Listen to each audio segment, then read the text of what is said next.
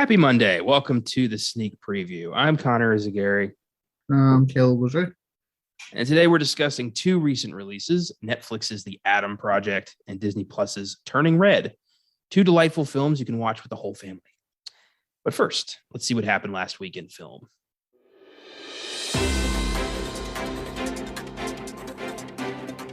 Last week in film.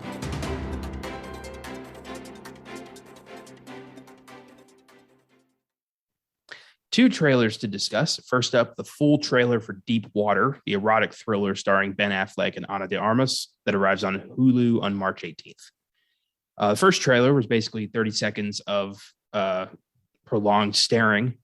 So now we've actually got some story. And yeah, you know what? This looks interesting. Adrian Lynn's specialty is fucked up relationships. So this ought to be pretty good. Yeah, this actually got me interested.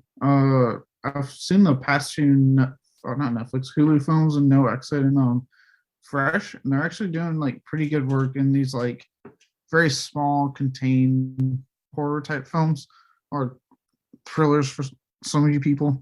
But they've been doing kind of good work there, and this looks kind of more along those lines.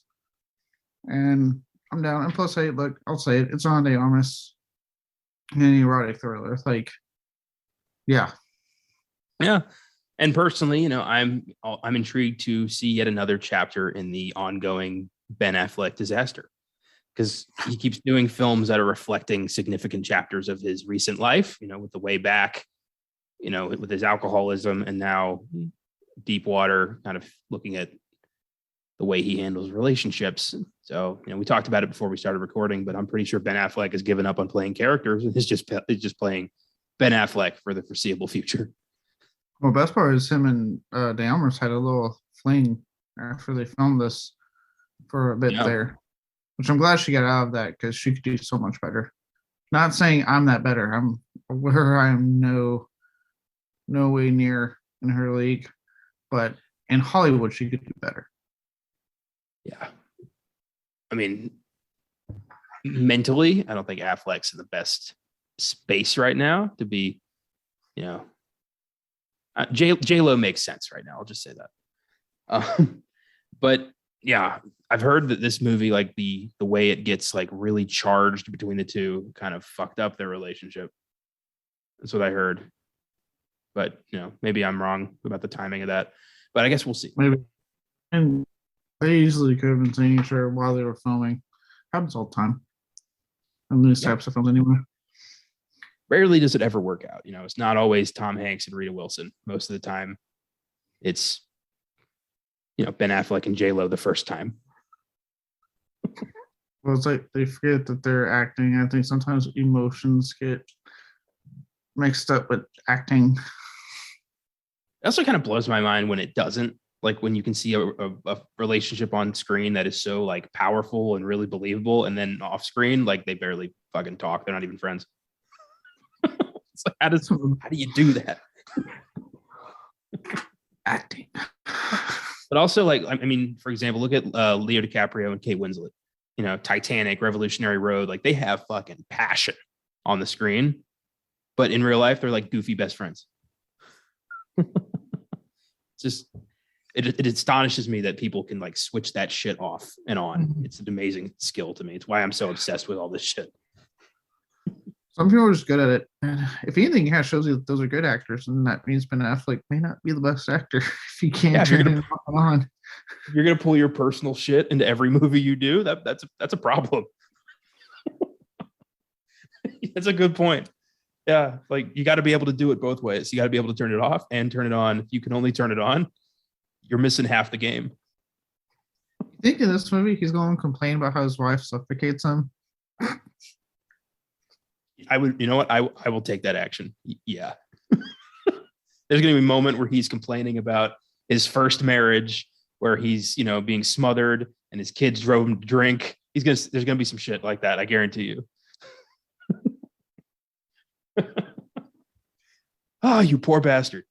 I had such high hopes for him in the early 2010s. I was like, he's back. He's a good director. He's a good filmmaker. And now it's like, oh, he's back to rock bottom. Yeah. Yeah, we all thought like, oh, okay, cool. He's directing. He's found his niche to do better for himself, and it all unraveled.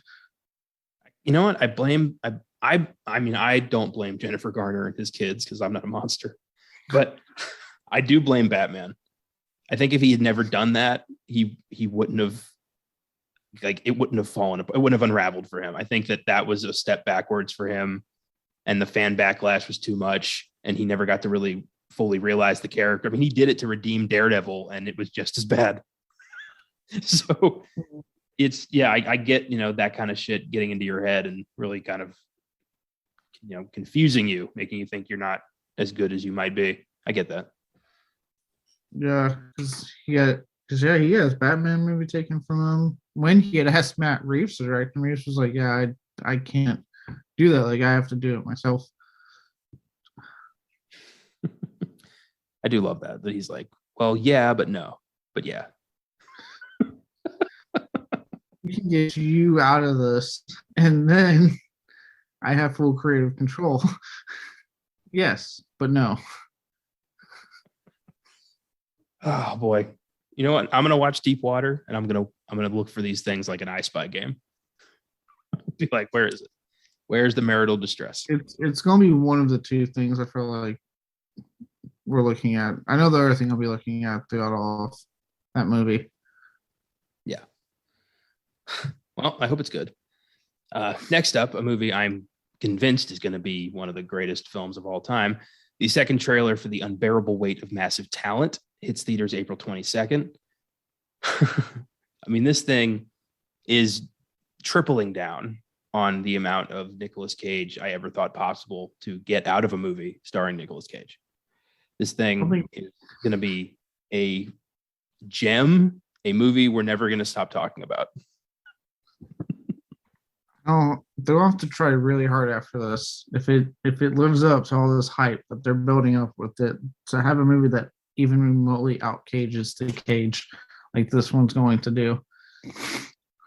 I'm calling it now. It's going to have a negative tomato score. I'm talking under 30%. Critics are going to be like, this is garbage.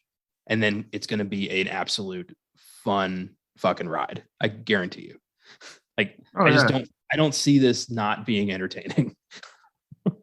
No, it looks like, I feel like this movie's coming out at the perfect time because he's had such a long storied career now, and he's on his comeback.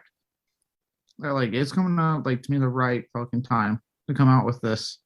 And based off some reactions I've seen, when I've at other films I've seen, they played this trailer, like, it sounds like the audience is on board with this idea. Like, it's usually a bunch of laughs when I'm watching a film. There is no other actor in history who could do a movie like this. Like, Nicolas Cage is in his own weird bubble that we've all just accepted for decades. And now he's eating himself and we're all on board. It's so weird. Like, you couldn't make this guy up. Like, no. You really couldn't. He's in a league of his own. He's fully aware of that, and he's having fun with it. As he says in the trailer, he's Nick fucking Cage. Oh, the way he holds out the fuck, like he beautiful. Oh, I can't wait.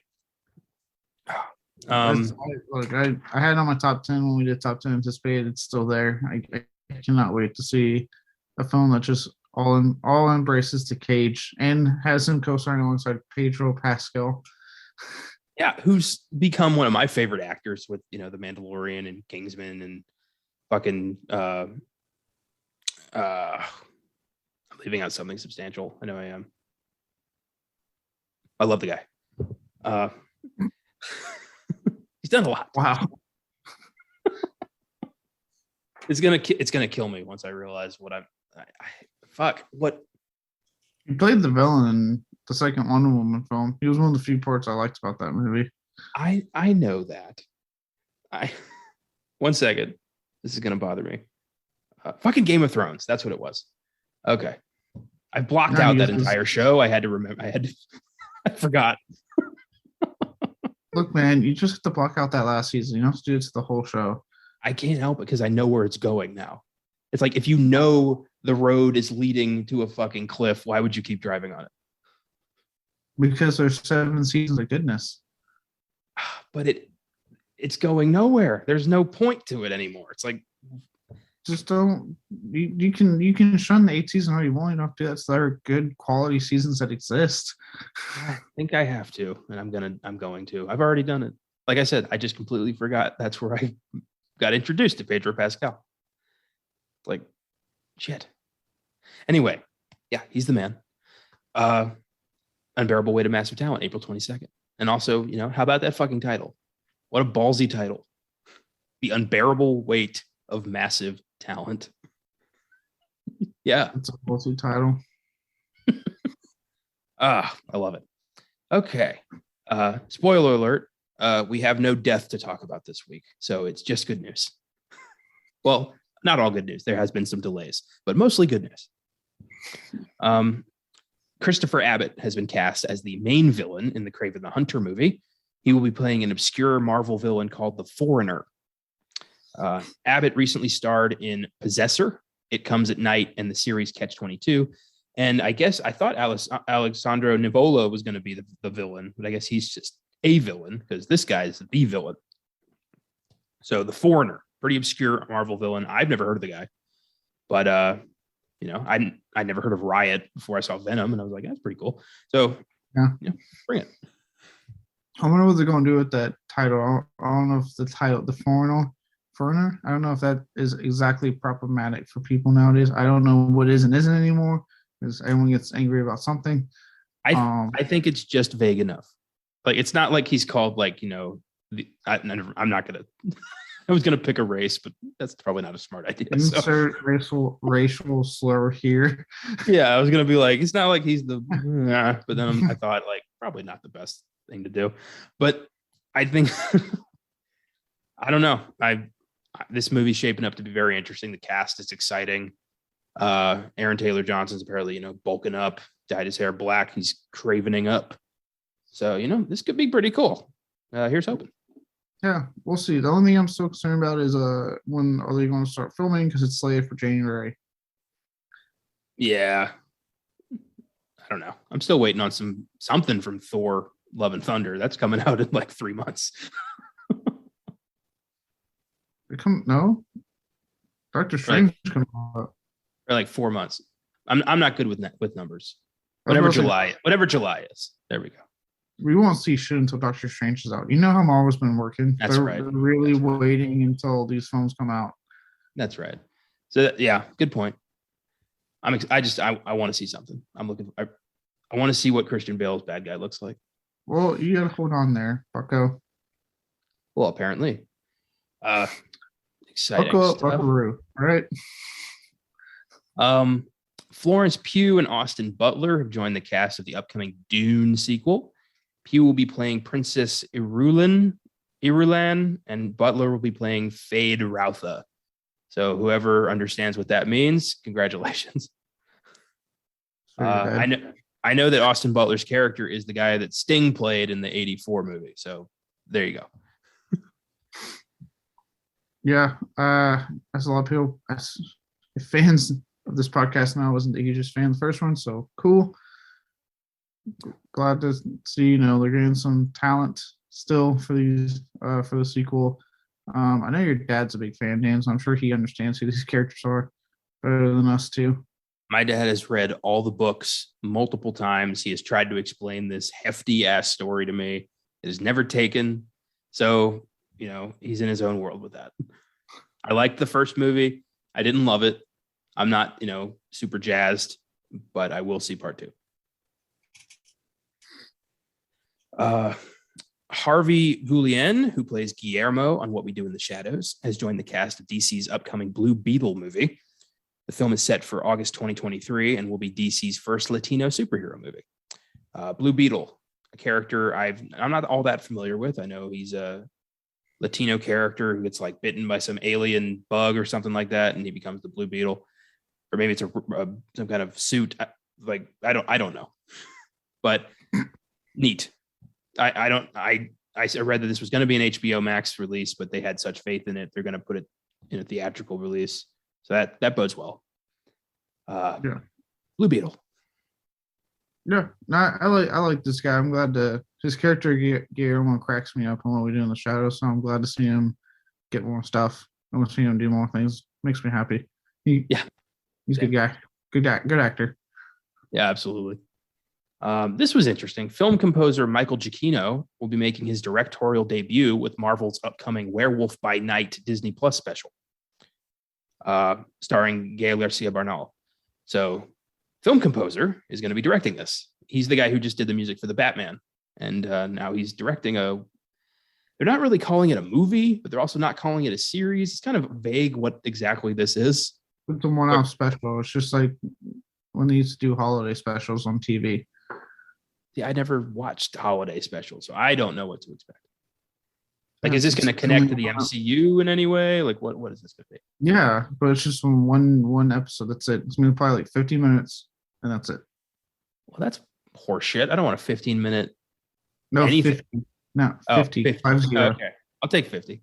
They said 15. I'm like, well, what's the fucking point? Oh, I don't want a short film. remember the okay? Do you remember when Muppets did their fucking Halloween special last year? I didn't watch that. Do you remember when they did that though? Not really. No. Man, I was gonna say like that's the special. Like, it's just one quick little thing. Star Wars holiday special. Yeah, I didn't watch that shit. You're killing me, man. No, I refuse to apologize for not watching the Star Wars holiday special. Fuck you. Also, the project is apparently getting a title change, so it won't be called Werewolf by Night for much longer. Don't know why. I don't know what they're calling it. But that was weird. That was weird to me. I get the special. Like I understand TV specials. But when Good for they you. Your medal's in the mail. What? I'm not looking at TV from a 1979 perspective, so I don't know of TV specials. Clearly don't know your history. You history major. Yeah, I'm not majoring in like shitty TV history. It's not shitty TV. Specials were like a big thing. All the rage. All the rage. All the rage. Okay.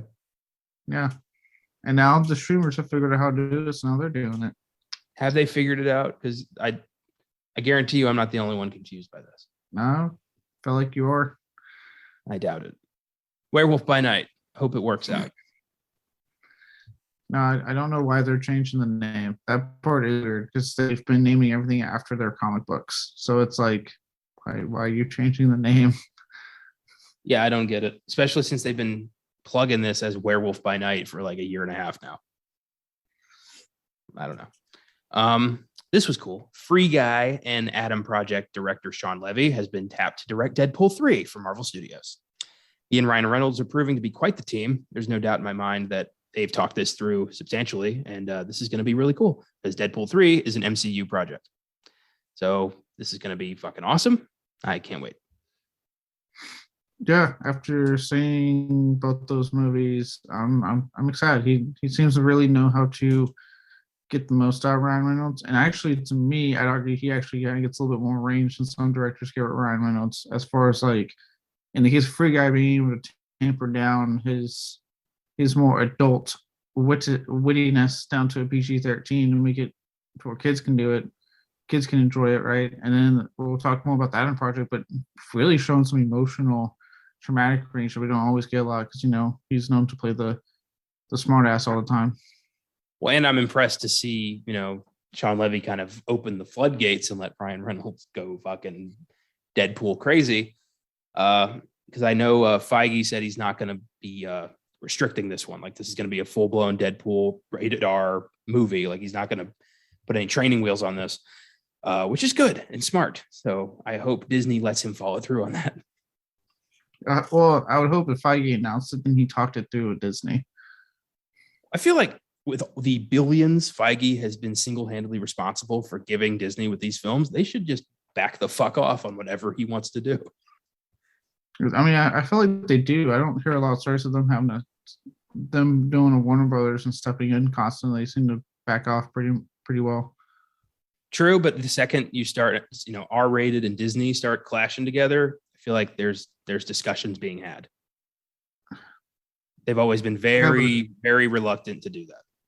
Yeah, but again, if Feige announced it, I get the feeling he talked it through with Disney first before he announced it. Well, I hope so. I just don't want them to backpedal on that.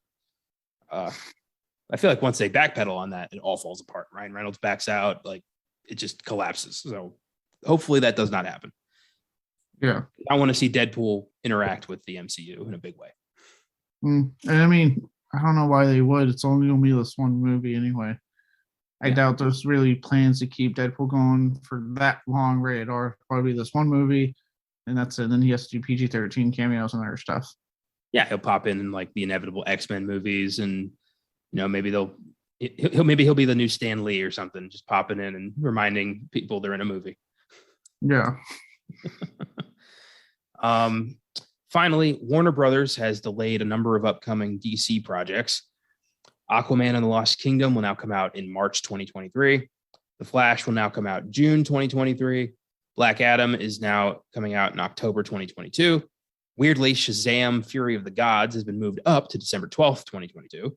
So DC is just or Warner Brothers has decided to just kind of reshape their whole schedule. I don't know what this is going to do with the Batgirl movie, because Keaton's Batman was supposed to pop up in the Flash and then be in the Batgirl movie. So I'm wondering if they move the Flash, they got to move that too. Yeah, I don't understand why there's no reason given. Like, you can't use pandemic excuses anymore.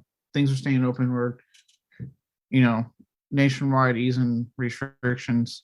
So that's not an issue. And they were clearly almost done with these movies. If they were literally releasing, I remember going to see the Batman. They played that fucking DC trailer, advertising on their phone. So they were adamant that like, hey, here's what we got in 2022. So it's like, why did you move everything? The sizzle reel is meaningless now. Yeah, it's like, then why would you do that? Why would you attach that? Like, they fucking Warner Bros. Man, they find a way to take that excitement I was trying to fill with the fandom and be like, all right, they got their shit together. And then one person said, like, nope, we're going to fuck with your fucking comfort you just got, thinking we got this.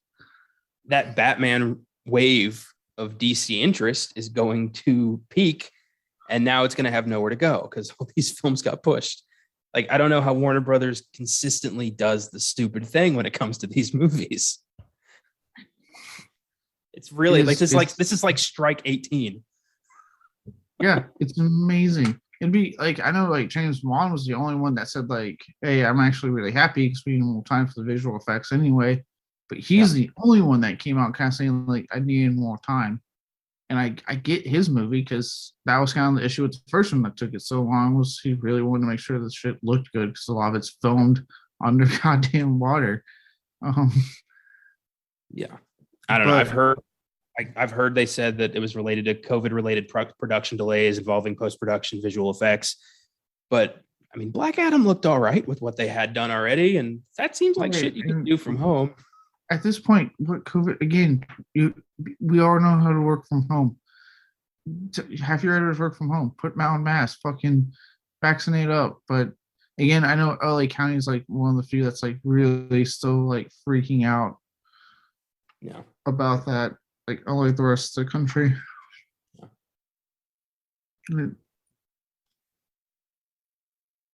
So outside of DC, Warner Brothers has also delayed Wonka to December 2023 and The Meg 2, The Trench, to August 2023. And I remember there was an Aquaman spin-off called The Trench that was supposed to happen. So I wonder if they've just gone ahead and folded that into a Meg sequel. That's what it's starting to look like. I know Mom was one that says it's not happening anymore. Yeah.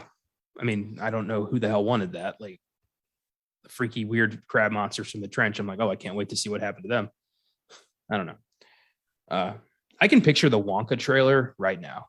There's going to be some voiceover of like, I see greatness in you, boy, or some shit like that. There's going to be a close-up of the hat and some whimsical music. And I guarantee you a like dramatic version of Pure Imagination. Oh God, one of those slow down songs. Yep. I'm calling that shit right now. I could care so much less about a movie with this Wonka film. It's like I don't need to know his backstory. I I don't look. Timothy Chalamet is not on like a Ezra Miller level with me, Yeah. but I also don't find him the most interesting actor right now, just because he just keeps playing like very moody, um, brooding teenage people. I'm like, can you give me more there, bud? Can you give me more Chalamet? You should watch. Did you watch Don't Look Up? I haven't seen that yet. He plays kind of a obnoxious, kind of douchey teenager in that, so a little bit outside the box. I don't know if it's just like getting older or what, but like it seems like some of these newer, like younger actors get famous less off their acting skills and their personas that they just keep playing. It's not just you. I've noticed that. You want to hear a little fun fact that's probably going to piss you off? Oh God, what? We've apparently been mispronouncing Timothy Chalamet's name. The apparent correct pronunciation of it is Timothée Chalamet. I'm not kidding.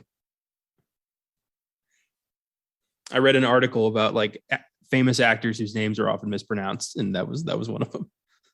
I'm so sorry, Timothée Chalamet. Timothée. His name rhymes. Oh my God. I knew this would be the reaction because that's exactly the reaction I had when I read this. Oh my God. Shut the fuck up to me, okay? Yeah, Timmy. Tim A. Chalamet. Oh my God. Apparently I also we found say, out. Yeah, go ahead. I'll say we also say Rihanna's name wrong. It's Rihanna. Oh, I didn't know that. Yep.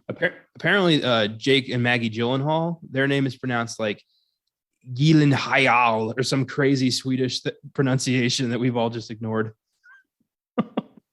Yeah, because that's out. That look, I'm saying that's someone who has like a French last name. For those who don't know, but even I can sit there and be like, no, that's stupid. Like, because even my pronunciation isn't bad. Like, it's spelled Legr. It looks like Legger, and all it is Leger. Dude, I am sitting at the top of Mount Unpronounceable last name. My entire life, everyone I've ever met has bungled the fuck out of my name.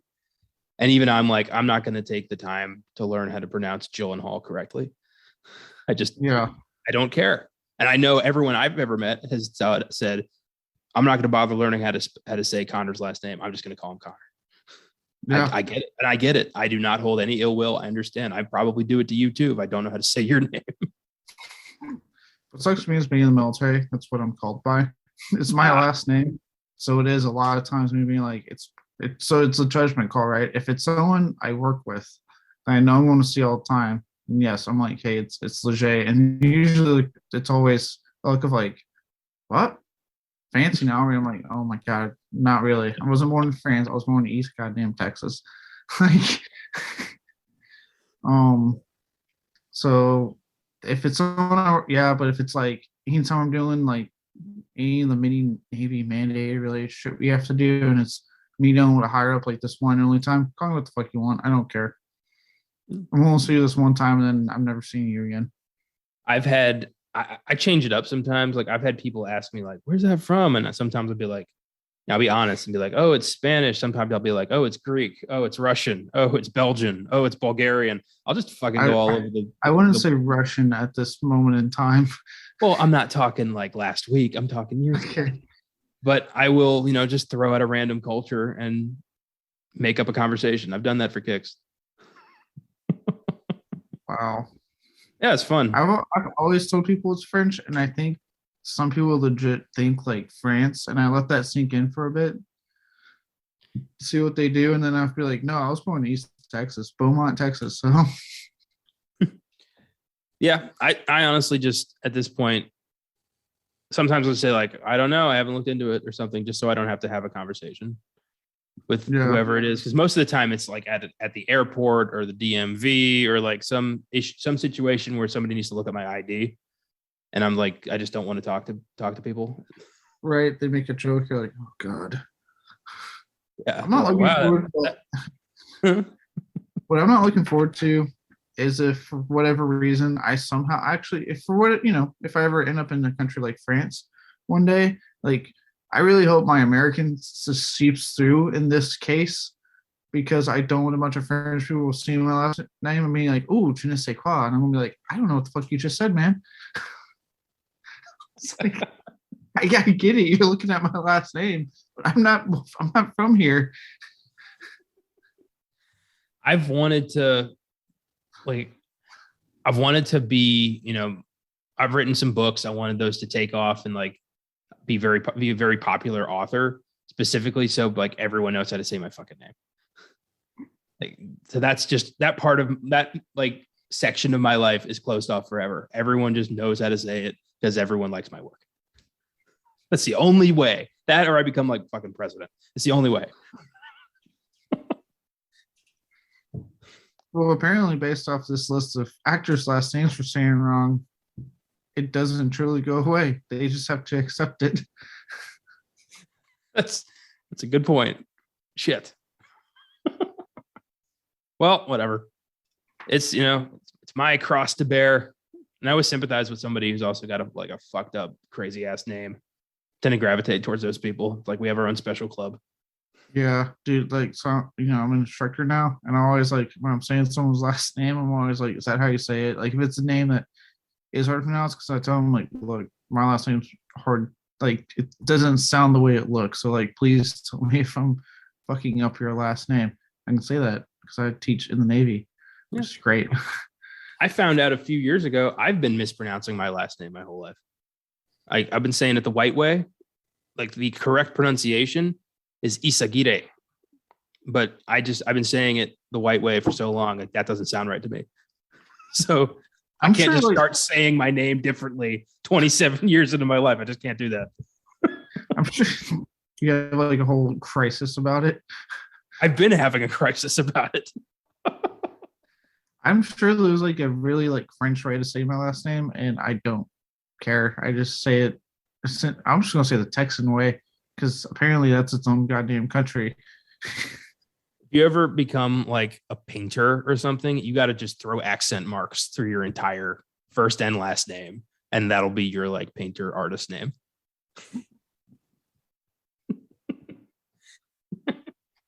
Jesus.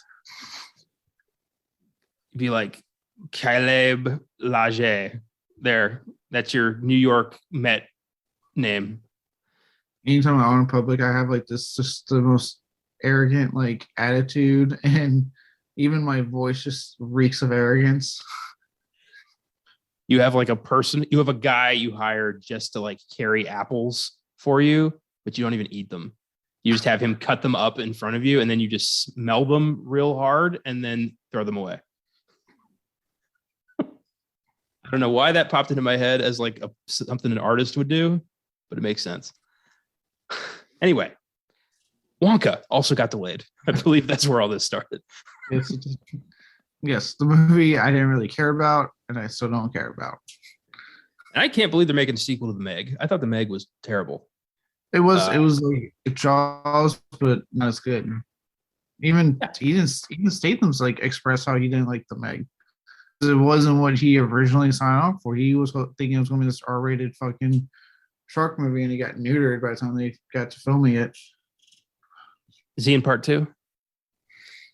Yeah, he's in part 2. Then he can shut the fuck up. I don't know if he just wants the money or the script's better. I don't know. He did ask to have more creative control of the sequel, so I think he's trying to ensure it's an R-rated affair. We're gonna chop that shit up as soon as he leaves the editing room. Now that he's gone. Yeah. Now here's the real movie. They like can his version and they pull out the real one they've been making this whole time. So before that was fun. Before we get into our two movies, as always, we got to spotlight Shudder. So Caleb, why don't you tell us about this week's Shudder original, The Seed? Well, it was a lot better than what I sat through last week. It didn't feel like an amateur film, which now that I know some background on that film explains why it was the way it was. No, this one was I liked it. It's so I've noticed this trend of kind of recently of alien films being weird, and I'm kind of on board with it. It's about these influencers, so it's very three annoying human beings, or two, and then I guess their camera relay that they abuse the living shit out of verbally at any chance they get. Um, Going to one their dad's house to for the weekend to do their influence fucking whatever for a comet shower coming up, and then an alien crashes into the pool and starts wreaking havoc. It has like this mind control stuff. It has sex with them in a very strange way that for those of you who are familiar with the movie Society and a little end scene called known as the shunting, look that up if you dare later. um it's a little bit of that and just a whole lot of trippy imagery. It fucking so the movie starts out normal enough, but the moment this alien lands, the weird seeps through, and that's why I say like this and Fred Berry seem to be starting a trend of like, how can we fucking mind fuck people with alien films? And I kind of get it. I get the idea behind that because think about it, like we would, if this were to happen, right? We don't know alien technology and all that stuff, so as humans, would it be something we could even process? In both these cases, especially this one, the whole goal of the aliens to impregnate these people to take over Earth. So of course, it's also a lot of weird human being pregnant with baby stuff involved. Um, Overall, I really, really enjoyed it. It had some good comedic moments. It gets gory. It's one of those that like it throws everything out there and it goes for it. And I really walked away mostly happy. I would give it an 8 out of 10. Nice. That's 7 whole points up from last week. Yeah, yeah. It's nice when I watch a film where they're actually trying to make a film and not some kind of statement. I know it's so rare these days. Everybody has to have their moment. Just shut the fuck up and let entertain somebody for once. Anyway. Yeah. And if you are going to make your student, don't make it look like a student film or worse. And also come with a better title than The Scary of 61st. Yeah, it's fucking horrible. Makes no sense. Yeah. If this was like 2004 and I was a Blockbuster and I wanted to rent a horror movie, I would skip right over that one based on the title alone. Yeah. I would have actually skipped over that and grabbed the Seed because Seed would have been that film with one of those crazy ass covers to hook you in. And you're like, okay, then what's this? And then you're just not prepared for what the fucking onslaught of sensory images and overload they throw at you is. Apparently not. Oh, well, I'm glad you are able to kind of show us what's going on over at Shudder. Because God knows if I was the one watching these movies, I would have fuck all to say. I know. Hey, it's not like I'm missing out on a lot of masterpieces here from what's been like 2 decent ones that you've brought up. So I think we're doing okay. So you say. Speaking of decent. So looking forward to the Spider Night 2 weeks from now.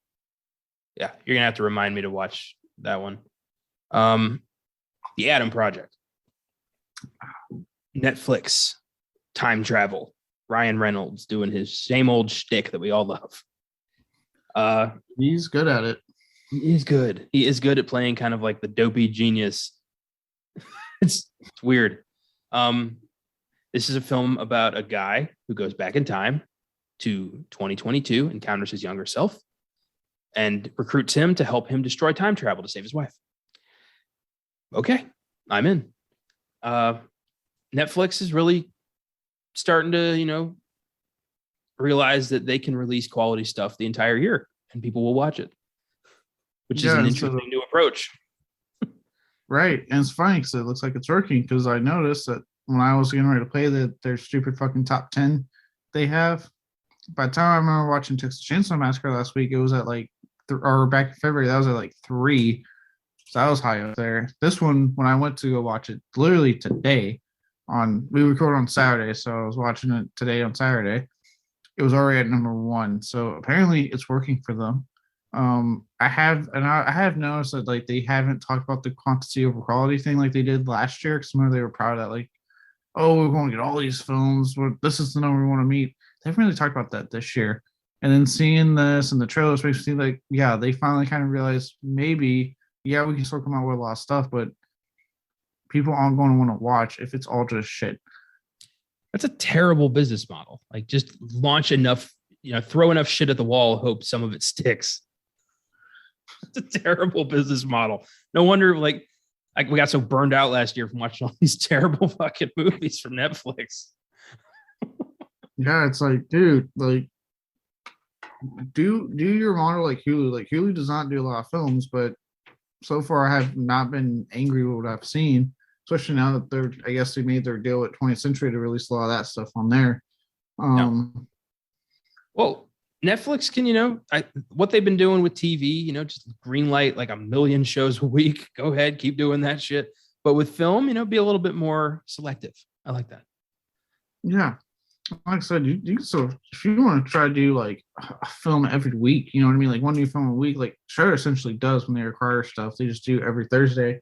That's fine. But the way they were doing it last year was like, look, Netflix, like you need to prioritize quality over quantity.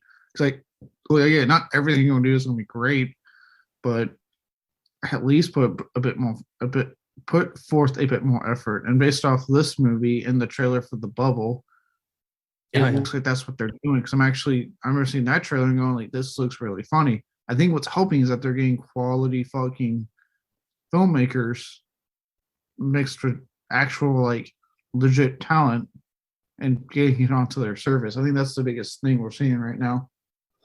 And the Adam Project was a nice surprise. I was reading into it. This film got greenlit in 2012. Like this has been a long time coming, and Tom Cruise was attached to star for the longest time. So this was supposed to be a very serious sci-fi thriller, but when Ryan Reynolds and Sean Levy came on, they turned it into a comedy, which was I think, the right way to go. It felt very Amblin. That's what I know when I was watching. It's like this feels very Amblin entertainment. Like this is what would come out in that kind of period of films in the 80s, like the Goonies and Poltergeist and E.T. and stuff. This is the exact same plot as E.T. if E.T. was, just a guy. I mean, it's kind of the same story. Yeah, which I know for some people, like some people are getting just sick and tired of the 80s nostalgia that latched on after Stranger Things came out and made it such like a big thing. But I don't blame Stranger Things. I just blame the fact that every fucking person after that was like, I'm going to do it too. And I was like, all right, like Stranger Things knew how to do it well, and I'm very excited for its new season. But like, we don't all need to do it. But in this case, like, it worked for me because one thing I've always liked, again, the reason I said it felt very Amblin entertainment to me, what I always liked about those films and what makes me enjoy. And look, I was born in 92, and even then, I still love going back to those movies. And with this one, is that they take these really outlandish, big concept ideals, but it's all wrapped in very human heart, human center. And that's what I've always enjoyed is that, like, yeah, this whole film is about time travel and all this crazy stuff going on. But the very center of it is the relationship between a boy and his father. Yeah. This is essentially a film about, grief and learning how to move on. And I like that. Time travel is just a way to get us there. And I just love seeing Ryan Reynolds and Mark Ruffalo play off each other like that. That was my favorite thing about the movie. Their chemistry was so good. Their chemistry, and I thought the kid, I heard this was his first movie. He was fucking holding his own against Reynolds. I was like, I don't know if it's scripted or you're doing on spot, but you're doing a great fucking job, kid. Yeah, I was impressed with that. I thought Catherine Keener killed it as the villain. I wish we got a little bit more development on her. Like she was kind of vague, but Catherine Keener is such a great actress that it kind of overshadowed that. Jennifer Garner was great. I wanted way more Zoe Saldana. I was actually kind of surprised that she was barely in it. Yeah, I thought she was going to join them on the adventure. Yeah, that would have made more sense. Yeah, but since she sacrificed herself, which I guess was more as a way to really emphasize like his future. When they had that big moment, and he's like, "You want to know what your future holds?" and he just tells him like, "You fucking go, you spiral, dude." Like, You go to jail for something, and now like they never tell you what he went to jail for. Just know that you did something bad enough to send your ass to jail. You chose the Air Force, like Shit. That's right. We didn't find out what that was. I wonder what it was. Maybe there's some hints in the movie. My favorite part was probably when Ryan Reynolds confronted the bullies and that was dying. held the kid up against the wall, said he would like remove his bones from his body, and then he whispered to him, "Be the change you want to see in the world," and threw him off. I love the random like intense hatred he had for Chuck more than the other kid.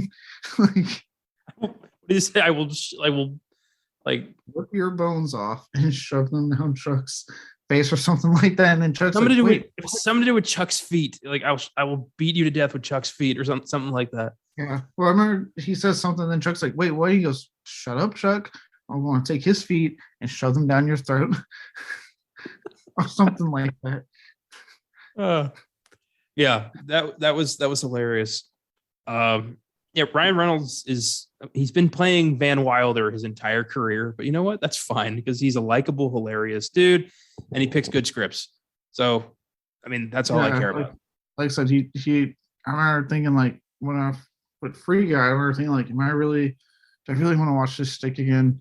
And then I saw him and I was like, God damn it, it works too well. He's too good at it. It's just, even like when they first introduced him, and when he's in the house with the kid, I was dying. When he had that moment, he's like losing it on the kid, and the dog keeps barking, and he's like, "Logan, shut up!" I loved when the kid says something about like, "I'm gonna call the cops and tell them you touched me," and he's like, "That's where you go? Jesus, you're dark." Yeah.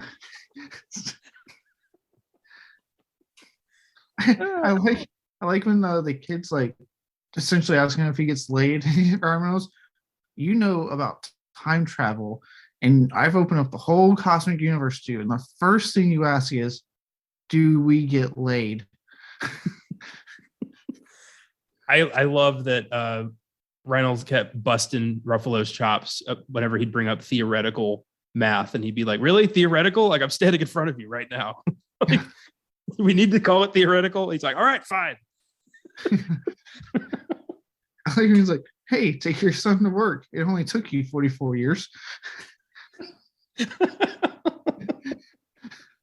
Oh, those digs were great. Yeah, God, yeah, Ryan Reynolds. And to his credit, like, because we don't really see this part of him a lot, but he aced it in the traumatic department in this movie. Like when you had that moment in the motel, and kind of goes off on Ruffalo, and you can kind of tell like like the kid said, he turned his misery into hate. Yeah, I get it, man. I loved at the end when they got to reconcile and Ruffalo just hugged his kids, and Ryan Reynolds started to cry, and they just that got to me. I'm not gonna lie. I got me, especially because it was like that Goodwill Hunting scene when he's like, he just kept saying, yeah, he kept saying to Matt Damon, "It's not your fault." He kept doing that, and he's like, "I heard you. No, you didn't hear me. I love you." And I'm like, "Oh, God damn it." Yep. Oh, and the catch. I do love some nice science jargon where they just throw quantum onto shit and expect us to just kind of go with it. I love the commitment to that in a movie, and this movie did that well. Yeah. No, this movie, like I said, it was a really fun movie. It really took me back to like the 80s Amblin Entertainment type of stuff, where it's like this really outlandish concept, but makes it very, human center, and it's fun, it's funny, you like the characters enough, and I had a good time like the whole way through with this movie. The whole time I also just kept thinking Deadpool's married to Gamora and his parents are the Hulk and Elektra. I think of actors in terms of the superhero roles they've played now. Oh, damn it. I think I saw someone be like, "Hey, look, Mark Ruffalo and Jennifer Garner are on screen again after," because I guess they did 13 going on 30 together like years ago. And I was like, I forgot about that. I did like thinking of someone like, I guess more dramatic is not necessarily funny. was when she was at the bar and Oh Reynolds yeah. has this moment where he's like, no, he loves you and he wishes he could take back everything he's done to you. God damn. It's a movie that makes you want to hug your mom.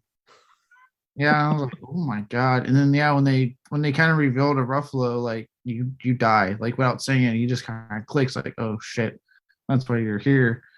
And you can see it on his face in the when he's in the kitchen the next day. It's like I don't know how I could grapple with that, like knowing that at some point your future self is here because you die, like you're no longer there. Like Well, I thought, I yeah, man. I thought that by changing this, by destroying time travel, they were somehow going to save Ruffalo, but his death had nothing to do with Catherine Keener. It was an accident, and I think it made more sense to not mulligan him back to life and yeah. actually attempt to move on. It was a good message. Yeah, well, yeah, it's like emphasizing that grief message, and that to me would just cheated that. You would have like completely undermined the entire theme of the movie by Yeah. doing that. Kind of go back to funny. I did. It's look, I have no issues laughing at a good poop or fart joke. I did die when he kept coughing at the beginning and farting. I was like, what the hell is what? And even I was like, every time I cough, I fart. It's stupid, but it's funny. Yeah. Can't help it. Kids get ready to touch his muscle. Don't do it. Don't you dare. I like the not lightsaber. Yeah. I love the Deadpool fucking reference when the kid stuck the landing and looks at Ryan Reynolds in the face and goes, superior landing. And I'm like, yes, you found a way. I was like, please tell me that wasn't scripted. That was a kid actually doing that. I hope it was, but at the very least, Reynolds probably pulled him aside and said, "Hey, I got something funny for you to say before, like when you land," or something like that. But yeah, that was totally yeah. I love that shit. Yeah, solid movie. 8 out of 10 for me. Very good effort from Netflix. I hope they keep it up. Yeah, 8 out of 10. I hope this is what we get. Like I said, the next one is I think the next one I'm looking forward to is The Bubble, and that looks hilarious. So let's hope that this is these movies are what we're finally seeing them do instead of what we got last year. Because dear God, I can't do it again. No, I refuse. I will not do it again. I will cut Netflix out of this show before I watch their constant stream of bullshit again. Well, hopefully, like I said, if Adam Project and Chainsaw are getting the numbers that they like, then that shows like, yeah, make more quality shit like this. Mm-hmm. Our other film of the night or the day, depending on when you're listening to this, is Disney Plus's Turning Red, the latest Pixar film. I believe the 25th Pixar film ever made. You'll have to check my numbers. But honestly, I don't pay attention to how many they put out. I just watch them. I meant you as in the audience, not you. I know you're not going to do it. No, I'm not looking it up either. Well, I just did Coco on Oscar Sunday, and we did a Pixar character Hall of Fame thing. And I remember Austin saying Luca was the 24th. So, by that logic, Turning Red's the 25th. So there you go. Anyway, yet another Pixar movie not released in theaters because I don't know why. Someone really pissed Disney off over at Pixar. I guess Disney seems to have no faith theatrically in Pixar for the past 3 movies. Yeah, they put them on timeout for whatever reason. Yeah, I mean, Soul, I understood it was the middle of a pandemic. Luca, okay, still things were still, not great. Turning Red though is spiteful. Like, yeah, there was opportunity. Nothing came out this weekend. This would have been it. Well, it would have gone up against Batman, but I think, you can't take your kids to see that nightmare. You can take your kids to see the Panda movie. I mean, unless you want to psychologically fuck your kids up. Yeah, I mean, I can't imagine. I mean, 5 minutes into the movie, you've got Riddler beating a guy to death and screaming from the shadows. Yeah, not quite the message you want to. It's not Jim Carrey anymore, kids. Can you imagine if like you take your kid to see that scene happens and you just look in dead in your kid's eye and go, "That's what happens if you ever misbehave," and then you Jesus. just go back to the movie. Fuck. That kid's gonna think the Riddler lives in his closet. I don't want to do that. You should do that with like Alien or something. Like show the kid like just the open, like just the chest burster scene of Alien, and just tell him this is what happens when you drink soda, or something like that.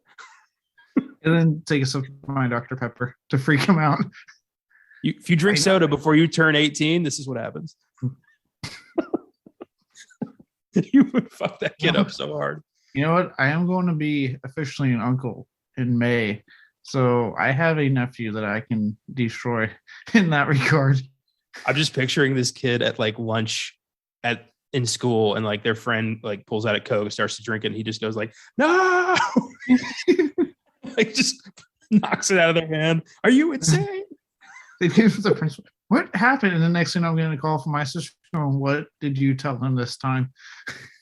I was like, "Oh."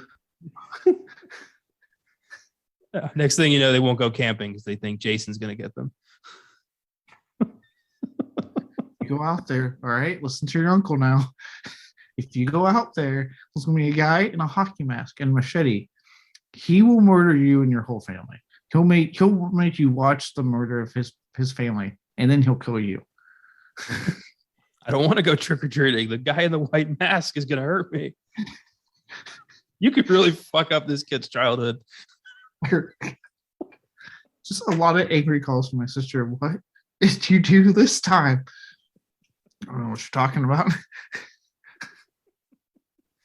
I wish I had siblings. I don't know if I'd act on it, but I would certainly want to. That's great. It'd be very tempting. Yeah. Turning Red.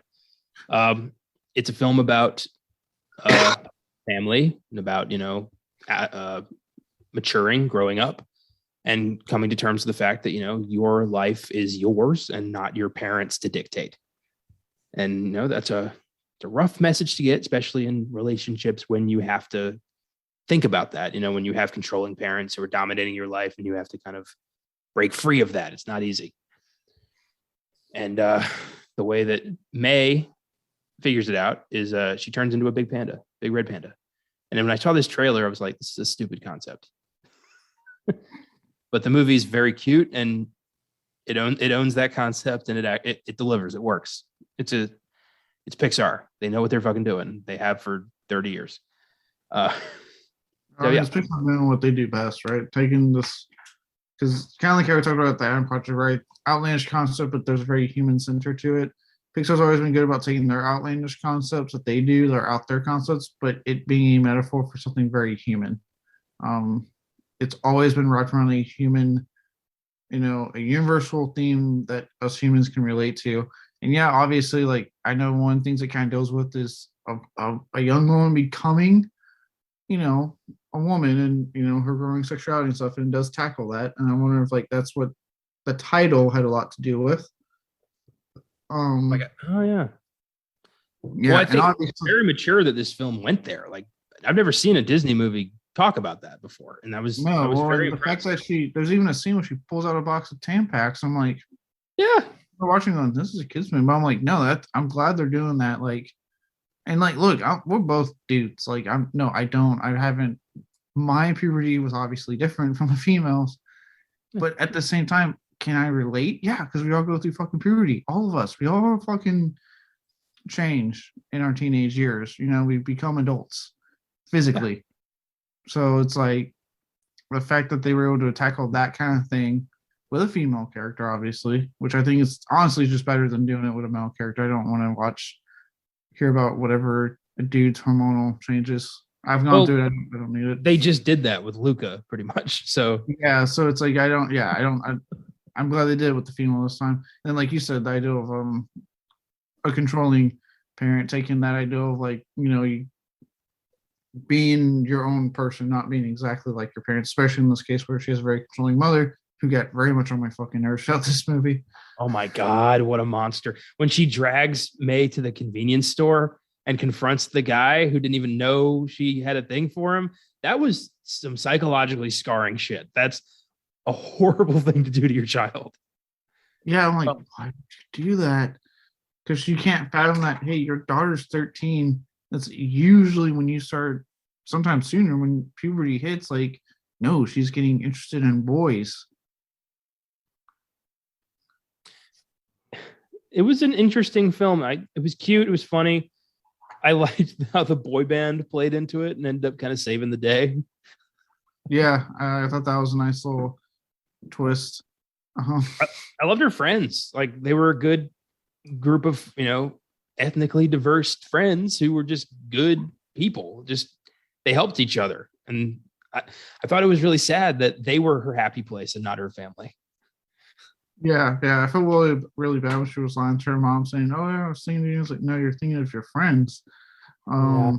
I did like her dad. Like, he just that trope of like tired of his wife, but he still remembers how she used to be, so he's still very much in love with her. But you can tell, like, all the moments he's just like, "Well, just let her go do that. It's fine. Like, why are you making a big deal about it?" I thought it was interesting that the panda only comes out in the females of this family, apparently. Uh, the dad knew about that and is like, yeah, I'll marry this woman. Yeah, He turns into a fucking Godzilla sized red panda if she gets super excited. But I'll dodge that bullet. Like, yeah. I did like when she first turns into the panda and like the mom's going to go in the bathroom, and because of what the dad thinks it's about at first, which is just his daughter's going through that time of her life, you see him in the background backing out. He's like, "Nope, I'm getting out of this one." I hate that stereotype though, that dads like don't want to deal with that or they don't know how. That's that's old hat, I mean, I feel like dads of our generation deal with that shit. Yeah, well, I mean, it's generation. I think, but that's because, admittedly, I know I always kind of, with all the crazy stuff kind of going on with like gender norms and all that stuff going on nowadays, like it has made it do is that instead of saying like guys should not know about how that stuff works, well, guess what? There's single dads out there. There's stay-at-home dads, right? With a mom has a really good job and is the one working. So it's like, no, like we live in a world where that's stupid to say like guys shouldn't know about that stuff and shouldn't be able to help their daughters if they can. Obviously, it would be preferable if like the mom took care of it because obviously they can relate. Yeah, obviously, But but in some cases, there isn't a mom in the picture and dad has to, figure this shit out and be there. And I yeah, admire dads who take that responsibility. yeah. So no, I get where you're coming from because yeah, I would say with our generation, it's becoming more accepted to be like, no, we need help in this regard. I do think the only thing that's hard for guys of our generation is obviously the idea of like buying, tampons or tampax because I don't know if you've ever seen the wall of that. If you're ever just passing through in a store, it is a massive wall. That's the one thing I'd be like, I don't know what to buy. I was listening to this comedian, his name's Chad Daniels, hilarious guy. And he had that problem. Like he was a single dad whose daughter was, about to have her period for the first time. And he didn't want to be caught on off guard. So he bought every box. He bought one of every single box they had and then let her kind of go, get what she needed and then returned everything else. It's a great bit. I recommend checking that out. Dude's hilarious. Shouldn't be laughing so hard because it's a really good idea. But well, when he went back to the Target with a cart full of tampons, the guy just asked him like, "What happened?"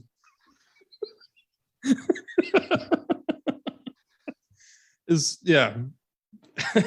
Asked him checking out. He's like, no, checking in. checking. Yeah, I love that guy. I was thinking about that joke the whole movie. Oh my god. Yeah, that'd be the one thing. Like, I'm single. I don't have any kids. I'm single right now. But if I were to be like a single dad with a daughter, like that would be the one thing. Like I would obviously do everything for her to be prepared for that moment. But then I'd be like, ah, shit, gotta buy one of these things. I don't know. Well, I mean, that's when you, I assume you've got, women in your life, sister, I'll mother, be calling my friend. sister up. Yeah. Call a woman and ask her, like, hey, what do I do for my daughter? That shouldn't be a taboo question. Like, that's you legitimately wanting to help. Yeah, but like I said, that's a society thing that I think is getting broken because I have seen a lot of like things that bug me really when it comes to like the ideal of a man, right? Like you gotta know how to fix a car and shut down your emotions, and you don't need to worry about the womanly stuff. I'm like, fuck yourself. I don't know shit about cars.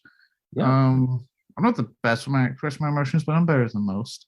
I don't know anything about cars, and I sob during Disney movies. So, hey, look, I don't give a fuck. I don't have any, I got nothing to prove. I don't care. yeah, I'm happy with who I am.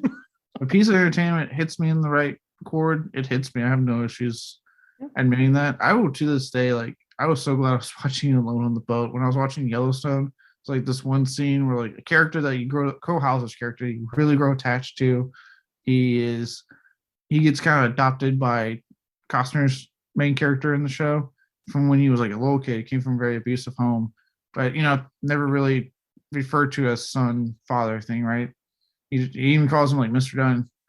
And there's a point in the show where he gives him one of the houses he has on his property, and he in the letter, Costner calls him son in the letter, and Cole Hauser starts fucking breaking down, and has his wife read the letter again, and he goes, he called me son, and like man, it hit me so hard. I was starting going, Oh, dude. Yeah. I look forward to those moments, to a film that can bring something out in me. That's a special moment. And I hate the idea of ever having to like repress that for some, outdated idea of, masculinity that our generation is gladly, getting rid of for the most part. I think it's fucked up that we ever had to do that. But now we don't. I love being able to openly cry when I feel sad because that's how the human body works. yeah. Look, man, I've been in the theater and I was with everyone during Spider-Man No Way Home. I was like, yeah, you guys feel it too? Yeah. Yeah, there were some onions in that theater, my friend. Yeah. I heard the sniffling. I was one of the ones sniffling. Yeah. No shame at all. Anyway, Turning Red is a cute movie. It's about a girl named May who is a Chinese Canadian. I think this is the first ever animated film I've ever seen Canadian people in. Yeah, Disney's going hard on the representation, which is like always like to me good and bad, right? It's good because okay, yeah, they're trying to give us representation. That's always a good thing. I was like, after a while, like it's almost like, can you try too hard, Disney, to where it comes off disingenuous or like you're just doing it to do it? Like it creates the problem I had with like them constantly saying everything was like the first gay character or something. Yeah. For like the longest time. Mm-hmm. And then by the time we finally got Eternals, they didn't fucking promote it. It was just a part of the story and they moved on. I'm like, thank you. That's what I wanted. Just you can put it in there, give me a part of the story. I don't give a shit. I don't care. I thought it was interesting how hardcore they wanted us to know that she was Canadian. Like they gave her a t-shirt that was just like the Canadian flag. They kept mentioning they're in Toronto. Like I just thought that was funny. Yeah. I also thought it was weird. Why does this movie take place in 2002? I don't know. And also like, I'm from Texas, so I don't know. Is there really like a lot of Chinese stuff in Toronto? I don't know. I assume every major city has a Chinatown. I read that somewhere. A lot of them do. A lot of major cities have a Chinatown. Oh, okay. And I was even like, do they even have like? Okay. There's ethnic pockets of very random, neighborhoods in every place on Earth. So I'm sure there's some Chinese people in Canada. I don't know. You don't hear about Canada. This is the United States. We don't fucking care about it. Yeah, I think that's the thing. Is like we don't hear about Canada. I was like, huh? Do they in Canada? I was like, you never hear about Canada though in the fucking United States because they stay out of everything. Yeah, I just know hockey, maple syrup, and friendly. That's all I got with Canada. And I'm not, I don't care. If a Canadian hears this, they'll be like, yeah, okay. Okay. Sorry. Yeah, I don't know. It's a weird stereotype we have of the Canadians down here. I once, Robin Williams made a great joke about Canada being a really nice apartment above a meth lab. There was, before we get back to the movie here, there was a nice joke that someone showed me. I didn't even know. Apparently, Robin Williams did a bit at a base. He was it the USO? Will get celebrities to visit, military installations, right? Mm-hmm. It's how they get people like Bruce Willis to visit the military or like, insert famous countries, right? They got Yeah. Robin Williams to do a stand-up at one of the bases.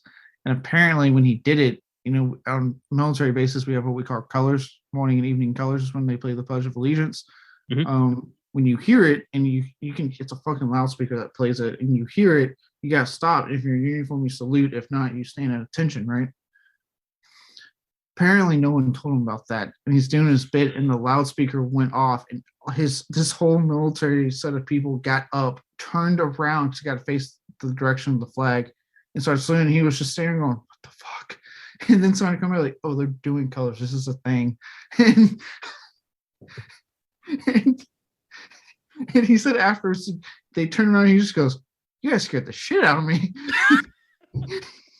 He goes, there's nothing more terrifying than watching the military just stand up in unison and at attention at the same time.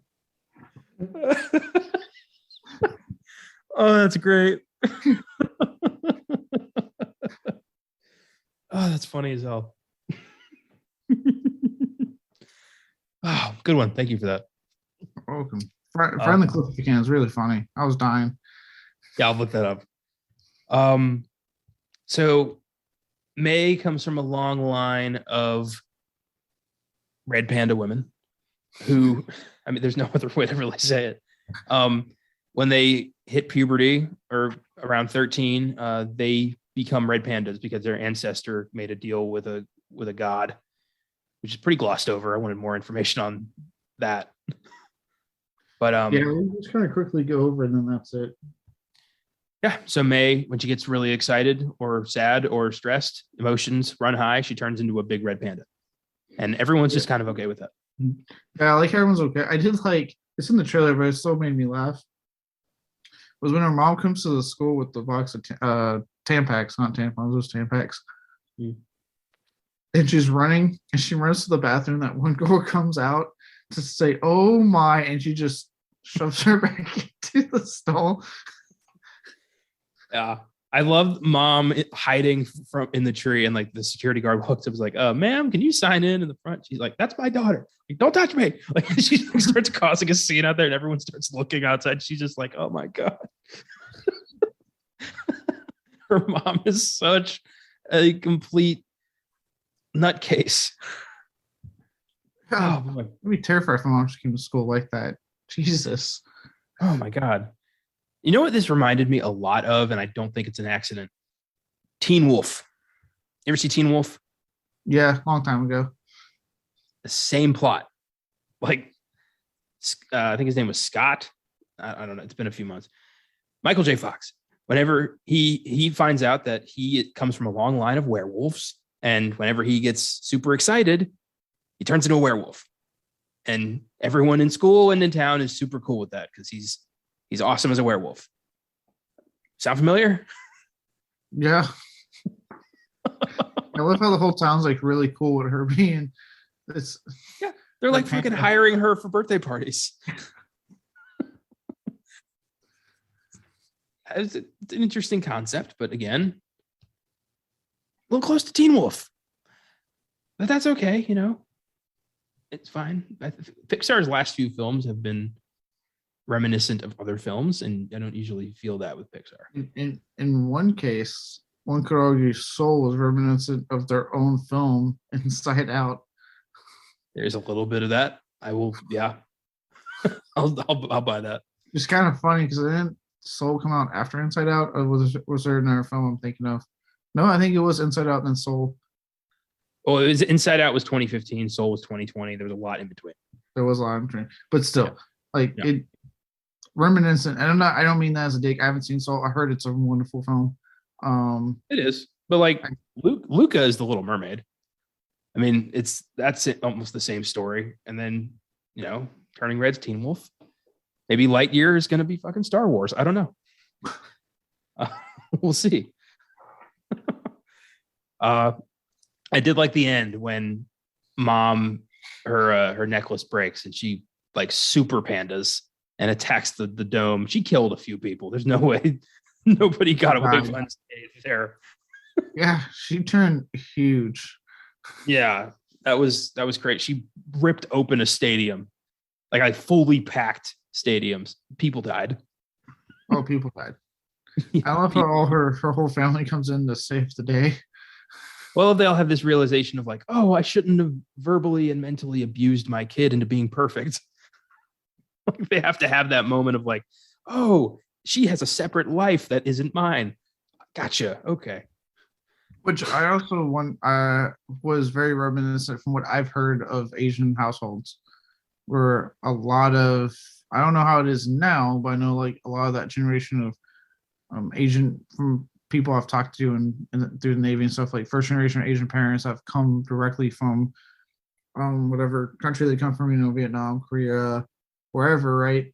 And they come on and they have that expectation they put on their children to do better and be perfect. So it seemed like they were also tackling that a lot with this being an Asian family. I think the director himself was Asian.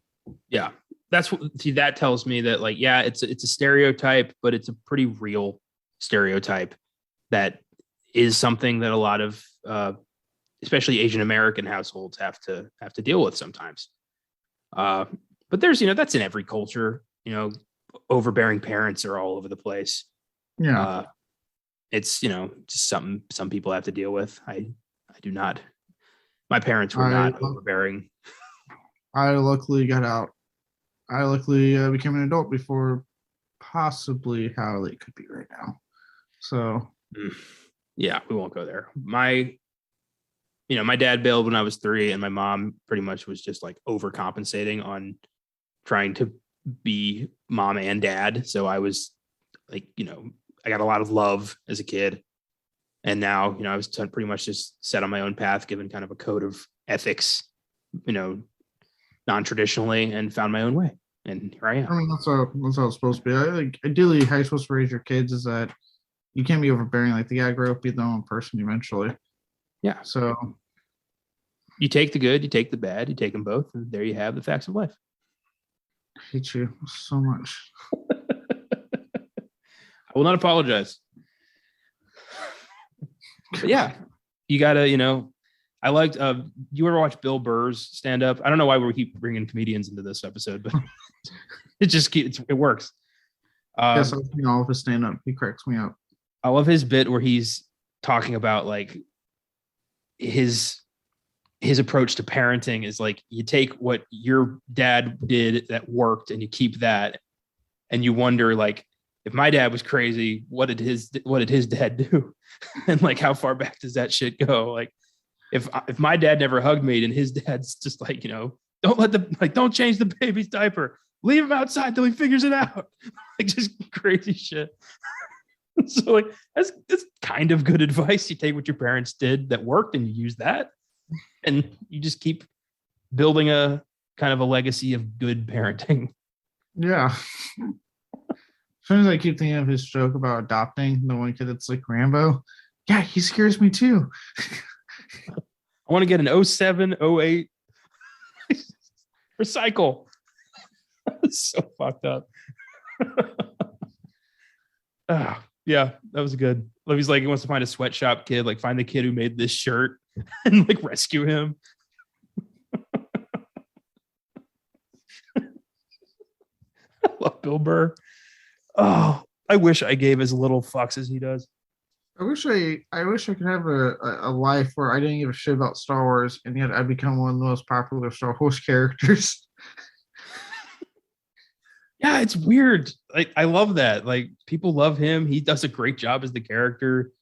His fucking Wikipedia page has his planet listed as Space Boston, and nobody fucking cares. He Great. makes fun of Star Wars openly on his stand-up, which is great. Yeah, fucking Star Wars. Like he doesn't care. And I love that they probably called him. I don't think he auditioned for that. They probably called him and was like, "Hey, Bill, you want to be in Star Wars?" I watched like, Christine.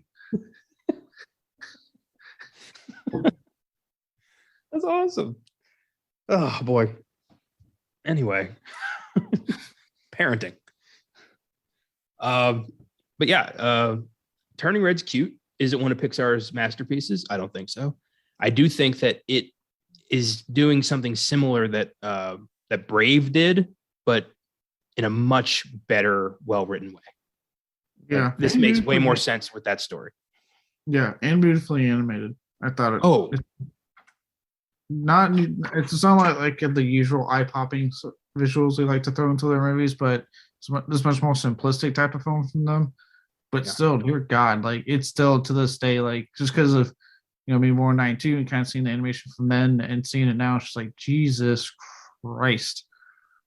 Oh, it's the subtle stuff, like the way people's clothes move and the way that like what's happening in the background, and like the light reflecting off of things. Like what they can do now is unreal. Yeah, it's wild what they're pulling off nowadays. Yeah, this was a good little film. I really wonder who the hell pissed off Disney, because based off how I've seen people react to this film, this could have been a real big hit at the fucking box office. It really could have. I'm seeing a lot of people love this movie. Well, I mean, Lightyear's getting a theatrical release, right? Yes, as far as I know, yes. Well, there you go. Disney, unless Disney says at the last minute. That's true. Turning Red was getting a theatrical release until like a few months ago. Yeah, I think Luca was supposed to get one until like last minute. So obviously, like you said, that was kind of the peak of the pandemic. That was kind of, I didn't really take that one from them. Well, shit. I hope it works out. But yeah, this could have been big for them. But Disney Plus numbers are rising, and that's kind of where their priorities are right now.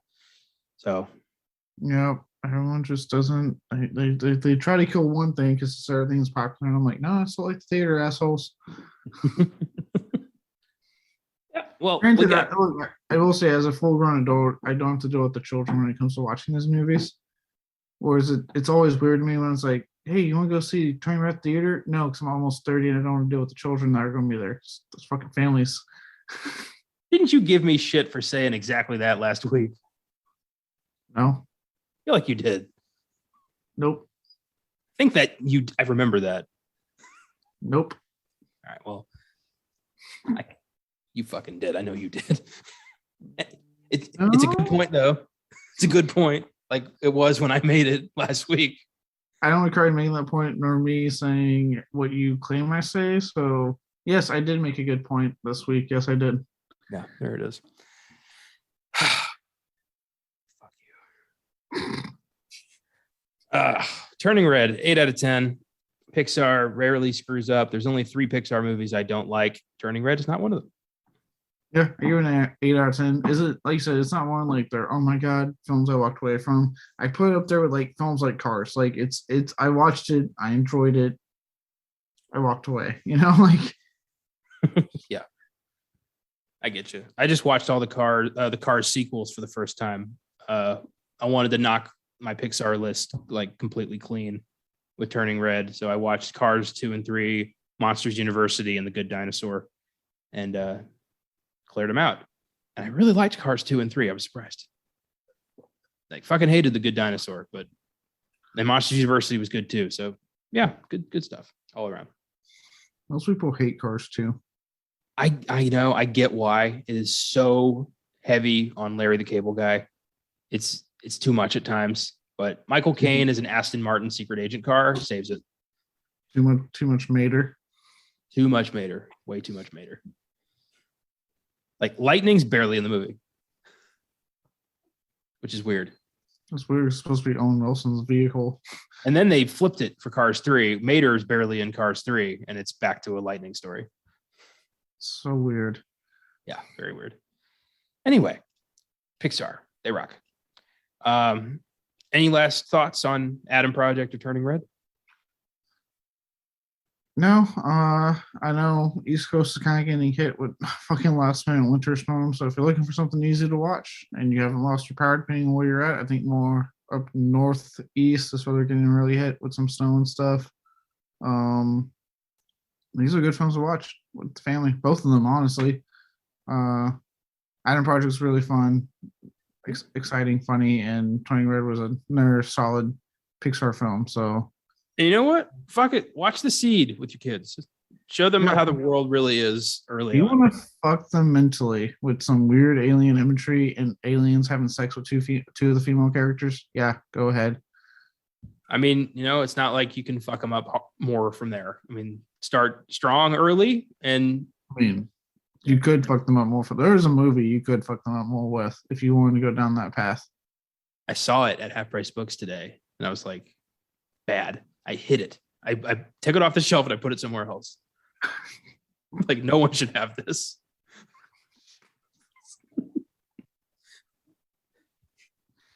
Yeah. I want to buy up all the copies I can find and burn them in my backyard. I thought that story was going to be like, for a minute, I thought I should give it a shot. No, I don't want anyone to ever have to watch that movie. I mean, I've seen that movie. I know. And I can tell you're a different person ever since. What's that supposed to mean? You lost the last bit of innocence you had. The twinkle in your eye is gone. I've seen hell. You looked the devil in the eye and he told you to fuck off. What? Okay. I don't know what that means, but it's a cool thing to say. This has been an odd episode. I think it's because it's late and I took a nap before this. So, and then admittedly, I did like the worst preparation I've ever done for an episode. In that instead of doing any kind of watching on Friday, I found out that Return to Nuke Them High, aka Volume 2, yes, that's the title, was on Troma Now. I've been dying to see the sequel to Return to Nuke Them High. So I watched that on Friday instead.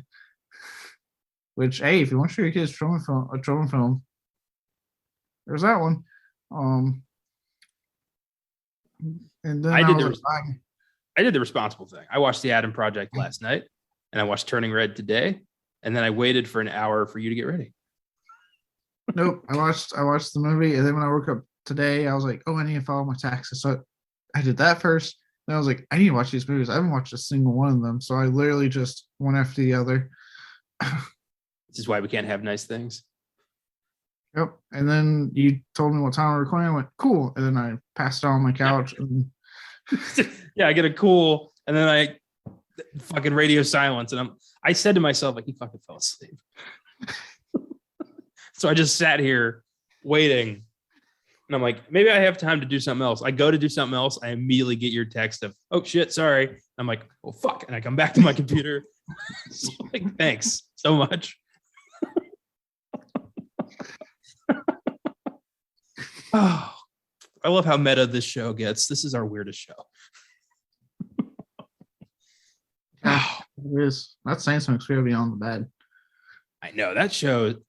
It's not quite there yet, but that's going to evolve into the weirdest fucking shit. The more movies we start going down the rabbit hole on, it's going to be wild. Well, thanks for listening, everybody. If you like the show, you can always follow us on the socials, Facebook, Instagram, Twitter at Filmgazm Productions. You can always throw us a message there, feedback or suggestions. Of course, we're not going to honor them on this show. We're going to see whatever comes out. You should know that by now.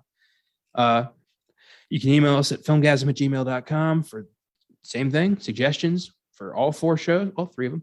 And if you want to support the show on Anchor, you can click on support this podcast on your podcast provider. You can check out the website where we've got all of our shows and reviews, articles, trailers for upcoming shit, all sorts of stuff. So there you go. Hope you like what we do. We certainly do. Next week, we got a few movies to choose for the show. In theaters, we got Ty West's new horror flick X and Graham Moore's crime drama The Outfit. And on Hulu, we've got Adrian Lynn's erotic thriller Deep Water. So options. What will we watch? Tune in next week to find out. But spoiler alert: X. Oh yeah, I've been looking forward to this one since the trailer just dropped out of fucking nowhere. Yeah, I'm really hoping it plays near me. I don't want to have to go out of my way to see it, but I'm pretty confident my local theaters will grab it. Don't miss The Sacrament on Wednesday's Filmgazm, going back into Ty West catalog for a freaky cult movie, which I'm looking forward to watching. Strange Land on Fridays Beyond the Bad, which I know you and Josh had a blast doing. Any film written by D. Snyder is bound to be a fucking wacky film. It's a wacky film, but it's good wacky. Nice. And The Wizard of Oz on Oscar Sunday, going bona fide classic this week. Can't wait. Have a great week, everybody. Keep watching movies.